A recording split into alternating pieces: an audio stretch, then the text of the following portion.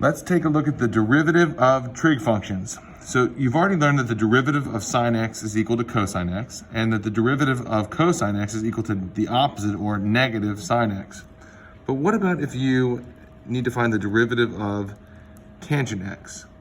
Well, we're actually going to rewrite tangent x as sine over cosine. So really this is a question of what's the derivative of sine x over cosine x, and then we're going to use the quotient rule to find out what the derivative really is. So here we go.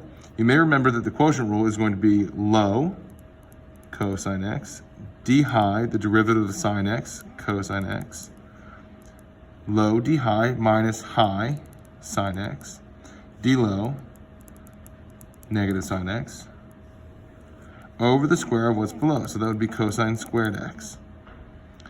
Let's see if we can simplify this, because this is really complicated right now. This is equal to cosine squared plus sine squared all over cosine squared x. Now, some people want to get rid of these cosine squares. It's not good mathematics. Instead, let's use the Pythagorean identity that sine squared plus cosine squared equals 1. To rewrite this as 1 over cosine squared x, which is the same thing as secant squared x. So that means that the derivative of tangent x is equal to secant squared x.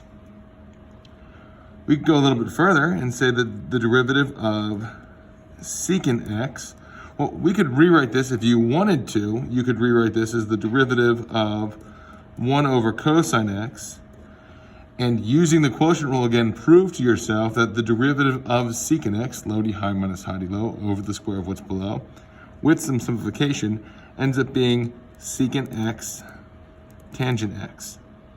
You could repeat the process for cotangent x, making it cosine over sine this time. The derivative of this guy is going to be negative cosecant squared x.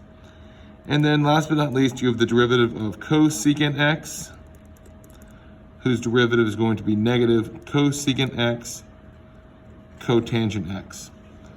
So again, you could take the time to kind of walk through and rewrite these using sines and cosines and use the quotient rule to find these derivatives. I like to think about all 6 of these as being memorized, ones that I can kind of pull out of thin air whenever I need them. A way to remember these, at least in my head, is that you kind of see like the mirror image pattern here with tangent, secant squared, secant, secant tangent, then cotangent and cosecant.